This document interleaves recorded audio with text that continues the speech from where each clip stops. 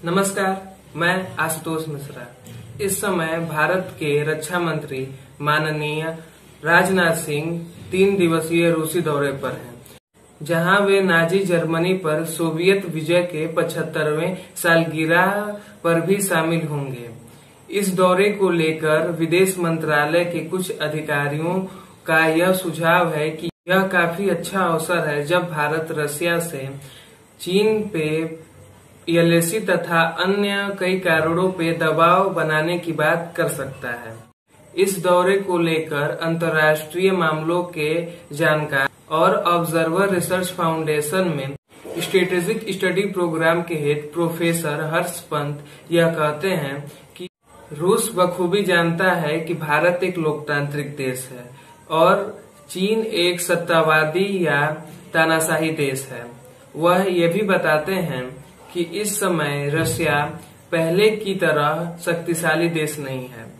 अगर हम महाशक्ति की बात करें तो एशिया में चीन नंबर 1 पे आता है और दूसरे नंबर पर रसिया आता है। उन्होंने ये भी कहा कि पिछले कुछ दशकों में रसिया का भारत से ज्यादा चीन के साथ संबंध मजबूत हुए हैं और रूस का भारत पे केवल डिफेंस तक ही रुझान रह चुका है।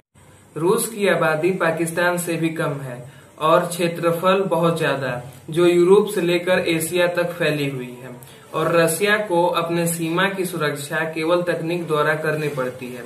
इसलिए रूस कभी नहीं चाहता कि वो अन्य देशों से किसी प्रकार का और खासकर सीमावर्ती देशों से किसी प्रकार का विवाद या तनाव झेले।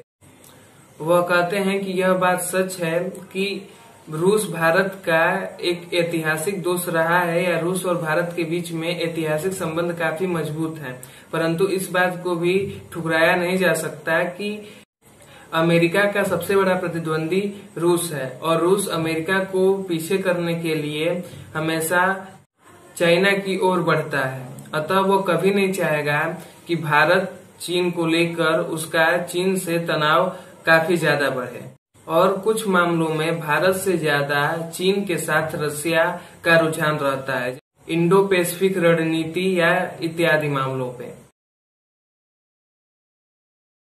वह ये भी बताते हैं कि इस समय रसिया की आर्थिक स्थिति मजबूत नहीं है और वो कोई भी इस प्रकार का तनाव नहीं ले सकता।